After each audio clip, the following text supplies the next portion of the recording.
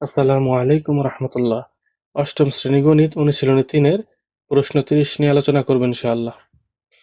একটি আয়তাকার জমির দৈর্ঘ্য ও প্রস্থ যথাক্রমে 80 মিটার ও 60 মিটার।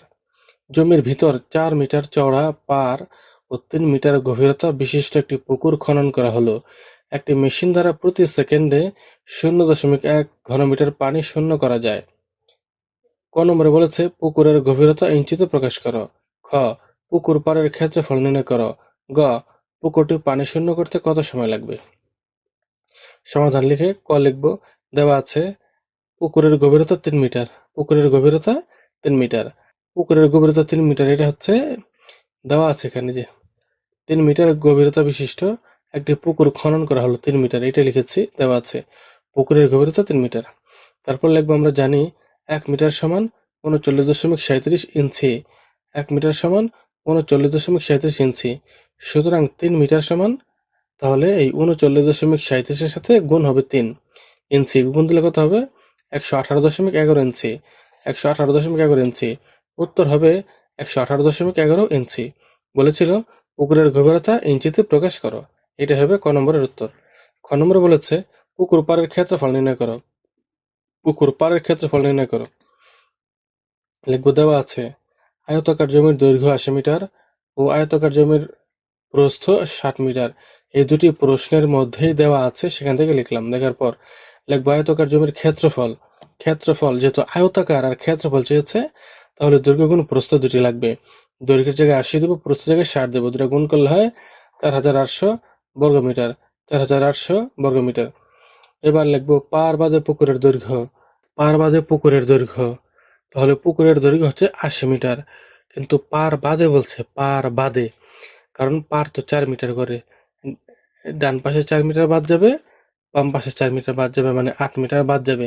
তাহলে পার বাদে পুকুরের দৈর্ঘ্য অর্থাৎ 80 থেকে 8 মিটার বাদ। 8 কেন, দুই পাশ থেকে 4 4 করে বাদ যাবে, তাহলে 80 থেকে 8 বাদ দিলে হয় 72 মিটার। পার বাদে পুকুরের দৈর্ঘ্য হবে 72 মিটার। আবার পার বাদে পুকুরের প্রস্থ। পার বাদে পুকুরের প্রস্থ, পুকুরের প্রস্থ হচ্ছে 60 মিটার, কিন্তু পার বাদে পুকুরের প্রস্থ, তাহলে দুই পাশ থেকে 4 4 করে 8 মিটার বাদ যাবে। পার বাদে পুকুরের প্রস্থ 60 হচ্ছে পুকুরের প্রস্থ, আর 8 বাদ, কারণ দুই পাশ থেকে 4 4 করে বাদ যাবে। 4 4 করে দুই পাশ থেকে বাদ যাবে। পার বাদে পুকুরের প্রস্থ হবে 60 থেকে 8 বাদ দিলে হয় 52 মিটার।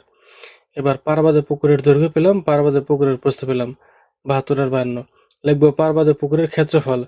দৈর্ঘ্য গুণ প্রস্থ। দৈর্ঘ্য হচ্ছে 72, প্রস্থ হচ্ছে 52, দুটো গুণ দিলে হবে বর্গ মিটার। দুটো গুণ দিলে কত হয় 3744 বর্গ মিটার। এটা হচ্ছে পার বাদে পুকুরের ক্ষেত্রফল 3744 বর্গ মিটার। সুতরাং পুকুর পাড়ের ক্ষেত্রফল 4800 থেকে, এই যে 4800, এটা হচ্ছে ক্ষেত্রফল, এটা থেকে 3744 এটা বিয়োগ দিব, বিয়োগ দিলে হবে 1056 বর্গ মিটার।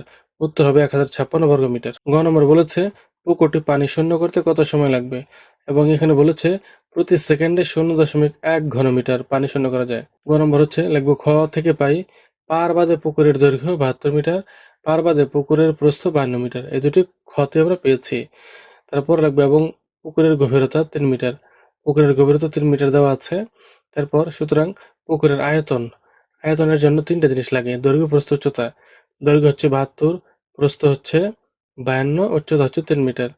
এবার লিখবো ঘন মিটার। আয়তনের সময় ঘন লাগে। এবার এই তিনটা গুণ দিলে হয় 11,232 ঘনমিটার। 11,232 ঘনমিটার। এবং এখানে লিখবো 0.1 ঘনমিটার পানি সেচতে প্রয়োজন 1 সেকেন্ড। সুতরাং 1 ঘর সেন্টিমিটার, 1 দিয়ে ডট ডট দিব, তারপর উপরে 1 লিখবো, নিচে 0.1 লিখবো। অর্থাৎ এই জায়গাটার মধ্যে যেটা থাকে সেটা উপরে লিখতে হয়, আর এখানে যেটা থাকে সেটা নিচে লিখতে হয়। এটা হচ্ছে ঐকিক নিয়মের ক্ষেত্রে। ঐকিক নিয়ম কেমনে বুঝবো, যে 2 নম্বর লাইনে শুরু হবে 1 দিয়ে, তারপর এই 11,232 সেটা দিয়ে ডট ডট দিয়ে, এই 3 নম্বর লাইনে এখানে যেটা থাকে সেটা গুণ দিয়ে উপরে দিতে হয়। এবার 11,232-কে 0.1 দিয়ে ভাগ দিব, ভাগ দিলে হবে 1,12,320 সেকেন্ড। 12,320 সেকেন্ড। এবার 1,12,320 সেকেন্ডকে 60 দিয়ে ভাগ দিলে মিনিট পাওয়া যাবে। 60 দিয়ে ভাগ দিলাম, এটাকে ভাগ দিলে কত হয় 1872 মিনিট। 1872 মিনিট। তারপর এখানে এটাকে আবার ভাগ দেব 60 দিয়ে, কারণ আমরা ঘন্টাতে নেব। 1872কে 60 দিয়ে ভাগ দিব। ভাগ দেওয়ার পর কি হবে দেখি। 60 দিয়ে প্রথমে 2টা ঘরে দেব। 1 আর 8 2টা সংখ্যার কাছে নেব। দুটি সংখ্যার কাছে যায় না, কারণ দুটি সংখ্যা ছোট। এবার 60 দিয়ে 187 এর কাছে দেব। 60 এর সাথে কত গুণ দিলে 187 এর কাছাকাছি যায়? 60 এর সাথে 3 গুণ দিলে 187 এর কাছাকাছি যায়। 60 এর সাথে 3 গুণ দিলাম, দেওয়ার পরে লাগবে 180। লেখার পর 7 থেকে 0 গেলে 7, 2 আর 2 মানে 72 হইল। এবার 60 এর সাথে কত গুণ দিলে 72 এর কাছে যায়? 1 দিলে 1 দিলাম। 1 দিয়ে 60 এর গুণ দিলে হয় 60 কে 60 লিখলাম।